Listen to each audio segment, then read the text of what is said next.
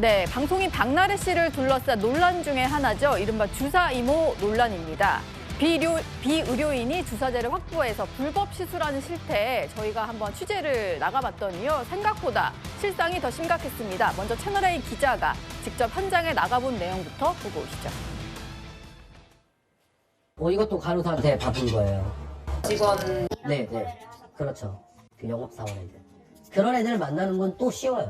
저 이거 구합니다 하면은 댓글로 안 달고 축제로 그냥 주는 거예요. 이번에 박나래 분 사건 보니까 아직까지도 그건 뿌리는 못 깎아요.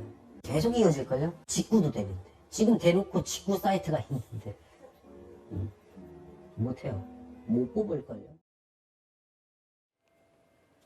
그러니까 저희가 만난 사람이 주사제를 좀 확보해서 유통을 하던 사람을 만나봤는데 저게 실제로 좀 쉽게 구할 수 있다 이런 얘기들을 좀 하는 것 같아요. 최진문 교수님. 네. 저러다 보니까 비의료인이 뭐 주사제를 구해서 연예인들에게 시술하는 이런 일이 벌어지지 않았나 싶네요. 그렇습니다. 왜냐하면 우리나라 같은 경우에는 물론 뭐 의사들이 뭐 잘못 행동을 해서 유통시키는 경우가 있지만 지금 예. 이제 우리나라는 아주 엄격하게 이런 의료 제품들 또는 약품들을 관리하고 있잖아요. 그러다 보니까 이게 유통하기 어려운데 해외에서 직구하는 경우들이 많이 있는 것 같습니다. 지금 인터뷰한 사람 같은 경우도 처벌받은 불법 주사제 유통업자의 인터뷰 내용인데 예. 내용만 보면 이렇습니다. 인맥과 해외 유통을 통해서 이루어진다라고 증언을 하고 있습니다. 인맥이라 함은 철저하게 점조직으로 운영이 되는 거죠. 네. 왜냐하면 이게 전체가 다 드러나게 되면 처벌을 받게 되니까 1대1로 텔레그램이나 이런 방을 열어가지고 거기서 소통을 하게 되고요. 소통하는 방식도 해외에서 물건이 넘어오는 과정을 통해서. 예. 재밌는 게 뭐냐면 어떤 이제 일부러 취재진이 건강 정보 공유하는 곳이라고 하는 곳에 들어가서 가입을 하고 거기서 얘기를 시작했더니 1대1 대화로 넘어갔다고 그래요. 네. 1대1로 넘어가자마자 주사제 메뉴판이 튀어나오더라는 겁니다. 주사제 메뉴판까지요. 그렇습니다. 이게 얼마 외에 다 있는 거죠. 예를 들면 이런 거예요. 스테로이드제, 성장 호르몬, 수액 주사 가격이 일목요연하게 써 있는 가격표가 쭉 나오더라는 겁니다. 거기서 네. 이제 선택을 하는 거죠.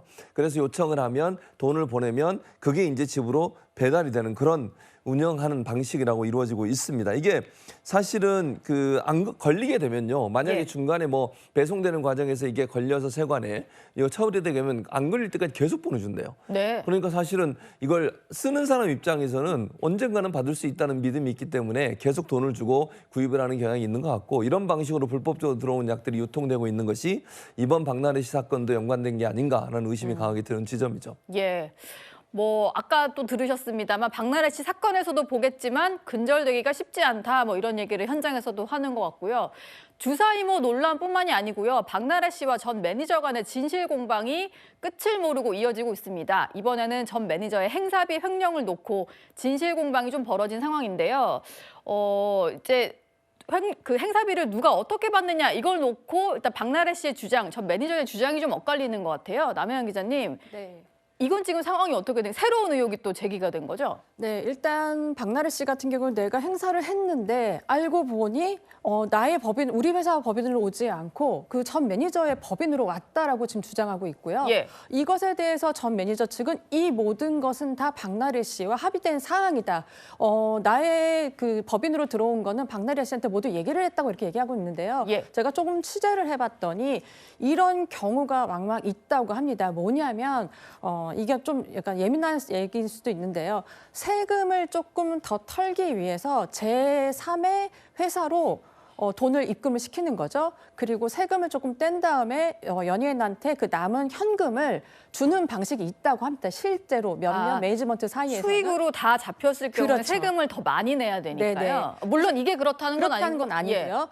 그런데 지금 이렇게 공개를 한 건 저는 약간 좀 개인적으로 의구심이 되는 게 박나래 씨 같은 경우에는 본인이 매달 매니저들한테 월급을 준 사람이에요. 얼마의 입금을 하는지 다 아는 상황에 지금 갑자기 예전에 했던 행사비가 나한테 안 오고 다른 회사로 갔다. 그것도 매니저가 따로 차린 법인으로 갔다라고 지금 얘기를 하는 거잖아요. 예. 그리고 매니저 같은 경우에는 사실 이게 이렇게 돈을 받는 것은 박나래 씨와 합의가 없이는 할 수 없다라고 지금 팽팽하게 맞서고 있는 상황인데요. 결국에는 진실 공방은 정말 경찰 조사를 통해서 하는 게 맞는 것 같고요. 지금 박나래 씨 같은 경우는 계속해서 이제 횡령으로 좀 몰아가고 있는 상황이고 매니저 같은 경우 전혀 아니다라고 하는 상황이라서 조금 더 지켜봐야 될 것 같습니다. 예. 어쨌든 전 매니저와 박나래 씨의 해명이 좀 엇갈리는 상황, 진실 공방이 또 불거지는 그런 상황인 것 같습니다. 박나래 씨는 몰랐다고 하고 전 매니저는 협의가 됐던 상황이라고 하고 있어서 이것도 좀 어떻게 흘러가야 될지 봐야 될 것 같고요. 또 한편 박나래 씨 논란을 두고요. 이제 실형 가능성까지 언급하는 현직 변호사들의 의견이 좀 나와서 주목을 받고 있는데 이건 허주연 변호사께 좀 여쭤보겠습니다. 어떤 이유로 실형까지 살 수 있다 이런 얘기들을 하는 건가요, 변호사들이? 근데 이거는 이 변호사님의 개인적인 의견이라는 생각이 들고 저는 조금 의견이 다른 부분이 있어서요. 아직까지 검토해야 될 부분이 많다라는 생각이 듭니다. 네. 우선 이 변호사님의 주장은 도덕적인 잘못도 있고 또 직장 내 성희롱 행위를 했기 때문에 과태료 대상이 될 수도 있고 또 특수상해 혐의는 또 문제가 될 수 있고 횡령 혐의도 문제가 돼서 이걸 다 성립한다는 전제하에 실형 가능성도 있다 이렇게 분석을 하신 상황이라는 생각이 드는데 네. 뭐 이게 다 성립이 된다고 하고 박나래 씨가 합의나 어떤 반성이 없다고 하면 문제가 될 여지는 충분히 있겠지만 지금 문제는 뭐냐면 특수상해 혐의 같은 경우에는 그 상해의 정도가 어느 정도인지 좀 확인을 해봐야 될 필요가 있습니다. 예. 일단 매니저들이 주장을 하고 있는 피해 사실에 대해서 박나래 씨 측이 강력하게 부인을 하고 있는 상황이고 시간이 많이 지났기 때문에 이게 특수상해의 고의가 있는지 여부에 대해서 확인이 필요하고요. 합의가 되지 않는다고 하면 이 부분은 당연히 처벌 대상은 되겠지만 그리고 합의되지 않은 것이 양형사유에 불리하게 작용을 할 수가 있겠지만 상해의 정도가 중하지 않다고 하면 초범인 경우에 실형을 사는 경우는 그렇게 많지 않거든요. 나온다고 하더라도 집행유예 정도의 가능성이 일단은 있어 보이는 데다가 네. 특히 지금 뭐 직장 내 성희롱 관련해서는 이게 형사처벌 대상이 될 수 있느냐 없느냐도 문제이기 때문에 설령 뭐 과태료 부과 대상이 될 여지는 있습니다. 이게 5인 미만 사업장이냐 아니냐에 따라서 적용 대상이 될지 아닐지 이것도 좀 검토가 필요한 부분이기는 한데 어쨌든 적용이 남녀고용평등법에 의해서라도 된다고 하더라도 이게 과태료 대상은 또 형사처벌 대상은 아니라 행정처분의 대상이란 말이죠. 그렇기 예. 때문에 이게 실형을 사는 가능성과는 조금 별개의 부분도 있습니다. 그리고 횡령 같은 경우에는 그 액수가 처벌 수위를 결정하는 데 굉장히 중요한 요소인데 이 액수의 차이에 따라서도 달라질 수 있고 특히 횡령 같은 재산범죄의 경우에는 피해가 변제가 됐다거나 내가 1인 주주로 있는 1인 대표로 있는 혹은 1인 기획사 같은 경우에는